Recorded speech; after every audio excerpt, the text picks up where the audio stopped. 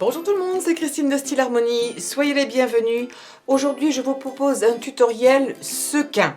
Alors pour celles qui ne savent pas, voici à quoi correspondent des sequins et je viens me rapprocher. Normalement c'est aussi ce qu'on appelle des paillettes à coudre parce qu'il y a un trou au milieu. Donc c'est très à la mode en ce moment sur les pullovers ou les t-shirts, ça permet d'avoir, vous les achetez même au mètre et vous pouvez passer la main dessus dans un sens et dans l'autre et vous allez avoir différents dessins. Ça brille, c'est en général ce qu'on utilise pour Noël. Donc ce sont des sequins, donc je me mets encore plus près, je vais plutôt que de monter ma main, voilà, on va faire ça comme ça. Donc vous voyez, il y a un petit trou au milieu et vous avez des sortes de petites facettes au niveau du papier, mais c'est relativement plat et c'est juste légèrement remonté sur les bords. Alors, oh excusez-moi, je m'étouffe. Donc, ces sequins, on en trouve dans tous les magasins. Ceci dit, des sequins comme je vous propose aujourd'hui, ben ça, vous n'en trouvez pas, ou alors très difficilement. Parce que voici la taille d'un sequin normal. Voici moi ce que je vous propose comme taille de sequin. J'en ai même des plus petits. Je peux même vous en proposer en fleurs. Vous allez pouvoir utiliser vos chutes et faire des petites étoiles ou faire des petits sapins. Enfin, vous allez pouvoir faire plein de choses uniquement avec des perforatrices que vous avez certainement à la maison.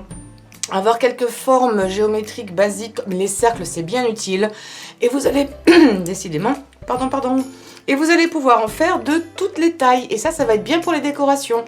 Donc ici, moi, je vais utiliser en gros 2 tailles pour que ce soit un peu plus visible à la caméra. Mais il y a des tailles intermédiaires, bien entendu. Alors, ce qu'il vous faudra pour réaliser ces sequins. Il vous faudra du papier. Alors là, j'ai utilisé le papier holographique. Comme je vous avais dit, il y aurait plusieurs vidéos pour vous montrer comment utiliser ce papier-là. Parce que des fois, on se dit « Oh, c'est magnifique, mais qu'est-ce que je vais en faire ?» Eh bien voilà, je vous propose d'autres idées, d'autres alternatives. D'abord, comme je vous l'avais déjà dit dans d'autres vidéos, mais il y a toujours de nouvelles personnes, de nouveaux abonnés ou de nouvelles abonnées. Donc, n'hésitez pas à utiliser vos chutes. Les chutes de papier, ici, c'est un métallisé, même holographique, mais pour n'importe quelle chute de papier, plutôt que de jeter, regardez tout ce que j'ai pu faire à l'intérieur. Là, c'est des petits sapins. J'en ai fait d'autres avec des fleurs. Utilisez vos chutes, vos petits poinçons et vous découpez plein de choses dedans. Et vous les mettez dans une boîte ou dans quelque chose de transparent comme ça, vous voyez ce qu'il y a dedans, et vous piquez au fur et à mesure. Soit vous les rangez par couleur dans des petits sachets, soit vous les mélangez, et quand vous en avez besoin, hop, c'est prêt. Et vous n'avez rien jeté, rien gâché, parce que c'est dommage, c'est de l'argent, et puis en même temps, c'est joli. Donc, je vous disais des perforatrices. Alors, pour les sequins, ce sera plutôt des perforatrices rondes. Il vous faudra également, si possible, alors ici, j'utilise une mousse, vous voyez, qui est très épaisse. N'allez pas forcément acheter ça si vous ne l'avez pas. Vous pouvez utiliser plusieurs épaisseurs de mousse fine que vous mettez l'une sur l'autre. Il vous en faudra 2-3 parce qu'il est important d'avoir quelque chose d'assez moelleux en dessous. Vous aurez besoin d'une éponge sèche, pas humide. Vous aurez besoin également, ce serait bien en fonction de la taille, d'avoir un crayon de papier, parce qu'on va utiliser cette partie-là, d'avoir éventuellement un petit capuchon de colle. Vous savez, les petits capuchons. Alors, je l'avais il y a 2 secondes. Évidemment, je ne l'ai plus, mais je vais le retrouver. Le voilà, un petit capuchon de colle comme ça, ordinaire. Ça va être pratique. Ici, on va s'en servir pour les gros. Ou vous pourriez également utiliser l'arrière d'un stylo ou d'un pinceau. Enfin, ça va vraiment varier de la taille de vos sequins ici, de vos cercles. Et puis également, ce que je vous conseille d'avoir, c'est un poinçon comme ça. C'est plus large qu'une aiguille normale et ça va vous permettre de faire le petit trou au milieu. Le petit trou n'est pas indispensable, mais ça va rendre l'aspect plus réaliste. Alors, ici, donc j'ai découpé des cercles dans des chutes que j'avais. Donc ça, vous savez faire, je ne vais pas vous le montrer. Ensuite, vous allez prendre, alors ça c'est pour l'exemple du plus large. Vous allez prendre ici, j'adore ce papier, j'en suis dingue. Regardez les couleurs différentes qu'il y a juste en fonction de la luminosité. Enfin de la lumière. Et là encore, celui-ci, vous avez presque tout en même temps. Bref, alors on a notre petit notre cercle ici. Ce que vous pouvez faire déjà au départ, c'est avant ou après, vraiment il n'y a pas de mauvaise façon. C'est de venir le mettre sur l'éponge. J'aime pas trop perforer à travers cette mousse-là pour pas l'abîmer. Vous allez chercher le milieu, mais à vue de nez, vous n'allez pas mesurer. Et vous allez déjà faire votre trou. Et ça rentre comme dans du beurre. Ça, c'est un papier cartonné. Alors, je ne l'ai pas super bien centré, mais ce n'est pas grave. Ensuite, une fois que c'est fait, vous allez prendre votre capuchon et vous allez bien l'enfoncer. Vous allez essayer de le centrer. Est-ce que c'est bien mis là? Voilà. Vous allez essayer de le centrer. Et une fois que c'est fait, vous appuyez. Hop! Alors, je vais essayer de vous montrer. Ça s'écrase, donc c'est difficile là pour avoir un peu de pression. Ça s'écrase, ça remonte sous les bords. Vous voyez ce que je fais? Je vais même me rapprocher encore un peu. Hop, donc j'écrase bien. Et quand je lâche, on a la forme de celui-ci, des petits sequins en miniature. C'est vraiment la même chose. Ça, c'est pas, on va pas voir grand-chose sur le blanc. Je vais vous en montrer un autre. C'est, voilà, vous voyez cette forme-là? C'est rond et il y a une petite base peut-être un peu plus octogonale. Mais franchement, c'est surtout ces petites pliures que l'on voit ici sur le côté qui vont renvoyer encore plus de lumière. Et c'est ça qui est super sympa. Donc, je vous le remonte, ça va être rapide. Je reviens un peu en arrière. Ici, je le prends. Vous faites encore une fois le trou avant ou après, pas d'importance. Je centre le capuchon. J'appuie bien, les bords se relèvent, c'est difficile de vous montrer les deux en même temps. Voyez, hop, voyez ce qui se passe, hop. Et vous avez la forme de votre, comment dirais-je, de votre sequin. Et pour faire un peu plus réaliste, je viens ici et je viens faire un trou au milieu, un petit peu plus gros évidemment. Et voilà, c'est fait.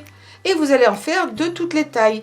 Je vais vous en montrer un plus petit. Vous allez me dire, parce que pourquoi est-ce qu'elle a utilisé un crayon de papier? Parce que ça a plus la forme octogonale. Donc là, je vais utiliser du doré. Alors celui-ci n'est pas holographique. C'est un papier doré normal, cartonné, que vous trouverez plus facilement dans les magasins loisirs créatifs, chez Cultura. Alors moi, j'utilise toujours l'envers ici, tout simplement parce que ça me permet d'économiser de la place. Voilà, j'en coupe quelques-uns. Je vais voir si mon crayon ne va pas être trop grand pour cela, mais je pense que ça va être bon. Je place au centre.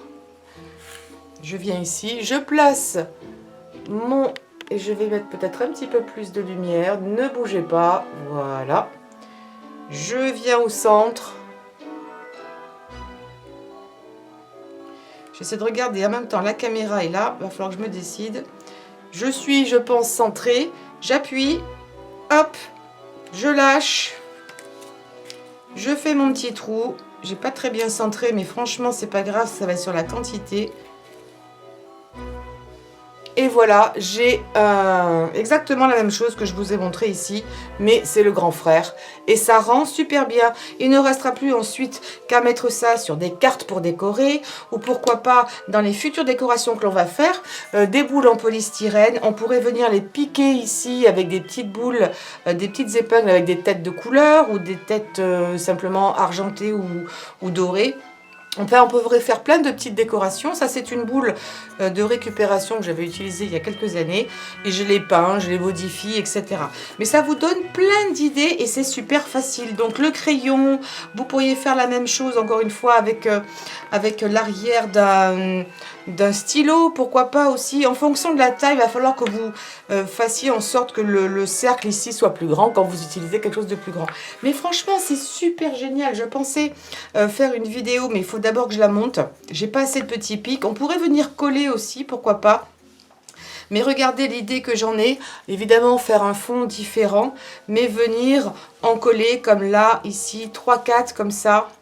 Faire des décorations. Vous voyez ce que je veux dire ?